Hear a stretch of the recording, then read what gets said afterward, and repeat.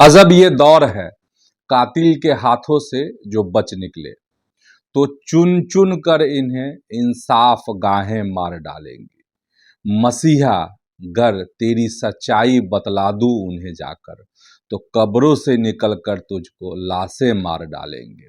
इसी डर से तो साहब से बगावत कर नहीं सकते, वो फाइल खोल देंगे और जांचें मार डालेंगे। डीयू में महिला पत्रकार पर हमला, सिर्फ इसलिए कि वह ब्राह्मण थी।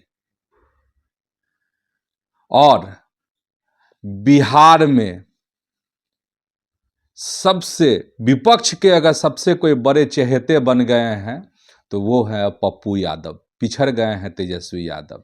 और इधर हवाई जहाज से उड़कर चले गए हैदराबाद, कौन? तो आईपी गुप्ता, ओवैसी से मिलने के लिए उनके तमाम बिहार के विधायकों के साथ। प्रणाम, मैं हूं चंदन झा और आप देख रहे हैं प्रत्यंचा। तो सबसे पहले डीयू वाली खबर देखिए। डीयू में हुआ क्या? डीयू में शुक्रवार को यूजीसी के समर्थन में वहां पर कार्यक्रम हो रहा था, प्रदर्शन हो रहे थे। उसको कवर करने के लिए जो है कई पत्रकार पहुंचे थे, तो रुचि भी वहां पर पहुंची थी कवर करने के लिए। लेकिन बात इतनी ही नहीं है, उसके बाद जब कवर करने के दौरान की जो तस्वीर है वह देश को हिला रही है और बहुत सारे सवाल वह तस्वीर खड़े कर रही है। और सवाल ऐसे ऐसे हैं कि शर्म से आपका सिर झुक जाएगा। हम इसलिए कह रहे हैं शर्म से सिर झुक जाएगा क्योंकि बात सिर्फ ब्राह्मण होने की नहीं है, बात एक महिला की भी है, बात एक लड़की की भी है। अब मामला समझिए। और रुचि तिवारी ने इसको लेकर जो है वीडियो भी रिलीज किए हैं, साथ ही मीडिया से भी रुचि तिवारी ने बातचीत की है। और जो बातचीत सामने आई है, जो तस्वीर दिख रही है, जो वीडियो वायरल हो रहे हैं, वाकई में वो डराने वाली तस्वीरें हैं, डराने वाले वीडियो हैं और खौफनाक उसको कहा जा सकता है। और रुचि तिवारी ने जो बताया है, पहले उसको समझते हैं। रुचि तिवारी ने कहा कि वह कवर करने के लिए पहुंची थी और उसी दौरान में एक पत्रकार ने, मीडिया के साथी ने ही आवाज़ लगाई और वह उसके नज़दीक जाती है और इसके बाद पूछती है तुम्हारा नाम क्या है? मीडिया तो बताई कि मेरा नाम रुचि है। बोले कि नहीं, पूरा नाम बताओ। तो वह अपना पूरा नाम बताती है, रुचि तिवारी। इसके बाद वह पत्रकार जो है इशारा करता है, किसको? तो उस गैंग को जिसने रुचि के साथ दुर्व्यवहार किया। और इसके बाद रुचि तिवारी को, जैसा कि रुचि तिवारी कह रही हैं कि 500 से ज़्यादा की भीड़ उन्हें घेर लेती है। और सबसे दिलचस्प और शर्मनाक बात यह है कि उस भीड़ में लड़कों के साथ साथ लड़कियां भी होती है। और रुचि ने जो बताया है, मीडिया से जो अपना दर्द शेयर की है, उसमें रुचि ने कहा है कि लड़कियां उन्हें कान में कह रही थी कि आज तुम्हारा बलात्कार होगा, आज तुमको ऐसे नंगा घुमाया जाएगा। और इसके बाद रुचि ने जो दर्द बयां किए हैं वो बहुत कुछ कह नहीं सकते, हम कहने में शर्म आती है साहब। और इस तरह की तस्वीर, इस तरह के वीडियो वायरल हो रहे हैं, इस तरह के चीजें देखने को मिल रही हैं जो वाकई में देश का सिर जो है शर्म से झुक रहा है। और इसलिए कि पत्रकार है और उसमें भी सवाल ये है कि वह महिला थी। लेकिन इसके एक अलग पक्ष भी देखने को मिले कि बाद में रुचि के समर्थन में भी अखिल भारतीय विद्यार्थी परिषद आता है और इसके बाद एक तरफ से वाम जो दल हैं, जो वामपंथी संगठन है छात्रों के, आयशा का नाम इसमें आ रहा है, एसएफआई का नाम इसमें आ रहा है। और तमाम चीज़ें, कुछ छुपी हुई चीज़ नहीं है, एकदम सामने है सब कुछ। तो शर्म करने वाली बात और ये जो है वो बहुत दर्दनाक बातें हैं। और रुचि ने जो कहा कि उसको पूरी भीड़ जो है वो कहीं सुनसान में, कहीं अलग ले जाना चाह रही थी, लेकिन उसी समय में कुछ फरिश्ता बनकर जो हैं कुछ स्टूडेंट्स आते हैं और उसको बचा कर ले जाते हैं। और सबसे ज़्यादा अगर सवाल खड़ा की है रुचि इस पर, तो पुलिस पर, जो वहाँ पर पुलिस अच्छी खासी संख्या में रहती है लेकिन मौन बनी हुई सिर्फ देखते रहती है। बाद में वह कहती है कि कुछ महिला पुलिस जो है और कुछ स्टूडेंट्स जो की वजह से उसकी जान बच पाई। और बाद में चीज़ें बदल जाती हैं, थाने के सामने इसको लेकर होर हंगामा भी होता है और दोनों तरफ से अखिल भारतीय विद्यार्थी परिषद का तर्क है कि जाति विशेष होने के कारण, जनरल होने के कारण, कास्ट की वजह से जो है इस तरह का दुर्व्यवहार किया गया। दूसरी तरफ से जो आयशा है, एसएफआई कहिए या वामपंथी जो भी इसमें संगठन शामिल हो, जिनके भी स्टूडेंट इसमें शामिल हो, उन लोगों का तर्क है कि नहीं, ऐसा नहीं है, जो ये राष्ट्रवादी लोग हैं इन्हीं लोगों की ये हरकत है, हम लोग तो बचाने के लिए गए थे। जो भुक्तभोगी पत्रकार है रुचि तिवारी, उसका कहना है कि नहीं, बिल्कुल नहीं, ये सारे वाम दल जो है, उसके जो स्टूडेंट विंग हैं उसके ही कार्यकर्ता, उसके ही सदस्य इसमें शामिल थे और मुझे सिर्फ इसलिए फजीहत की गई, मेरे साथ दुर्व्यवहार इसलिए किया गया, मुझे जान से मारने की कोशिश, गला इसलिए दबाया गया क्योंकि मेरे नाम में जो है तिवारी लगा हुआ था, मैं रुचि तिवारी हूं, इस वजह से मेरे साथ इस तरह के दुर्व्यवहार किए गए। तो ये है, तो ये तो दृश्य है कि वहां पर क्या हुआ। अब जरा इसको समझने की जरूरत है यूजीसी को लेकर। अब देखिए कि अब यूजीसी को लेकर आप समझ ही रहे हैं कि अभी सुप्रीम कोर्ट की इस पर रोक है, लेकिन इस मामले को सुलझाने की भरपूर कोशिश की जा रही है।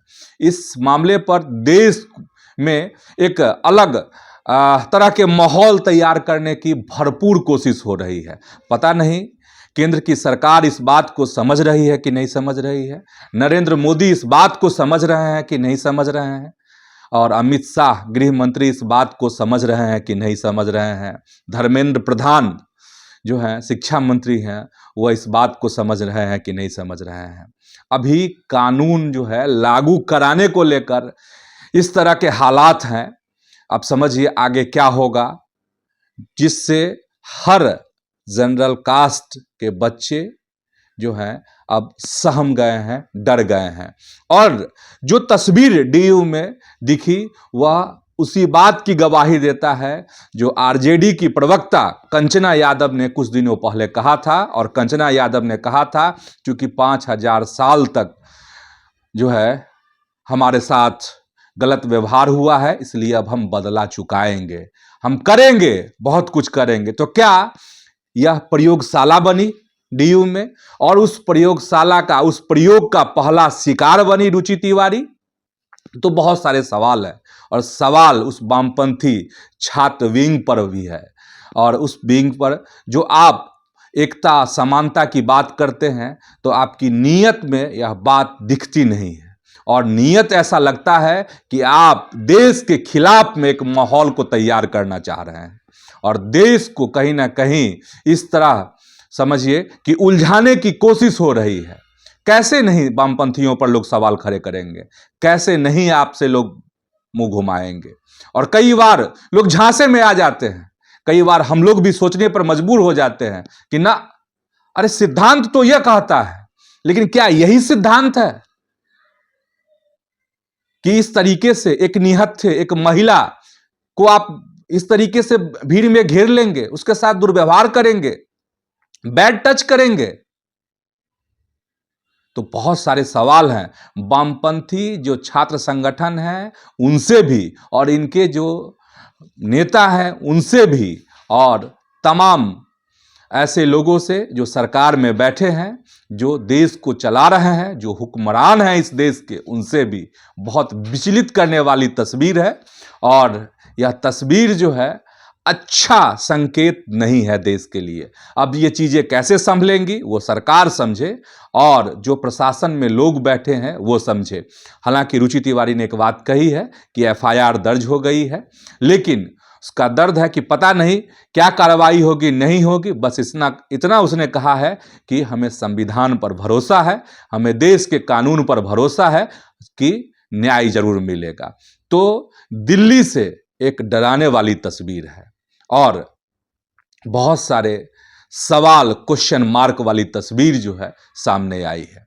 अब हम चलते हैं बिहार की सियासत की तरफ, और बिहार की सियासत की अगर बात करेंगे तो यहाँ भी बहुत सारे सवाल, और सवाल ये है पप्पू यादव को लेकर।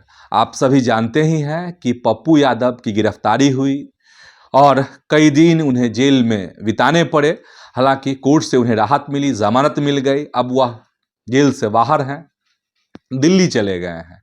और दिल्ली जो गए हैं, और उससे पहले कई तस्वीर उभरी आईपी गुप्ता से उनकी पटना में एयरपोर्ट पर जब मुलाकात होती है तो दोनों भावुक हो जाते हैं। वह भी तस्वीर सामने आई है, दोनों जो है रोने लगते हैं, वह भी तस्वीर है। हालांकि पप्पू यादव जेल से निकलने के बाद उन्होंने प्रतिबद्धता दोहराई कि वह जो है लड़ाई लड़ते रहेंगे। किसकी लड़ाई?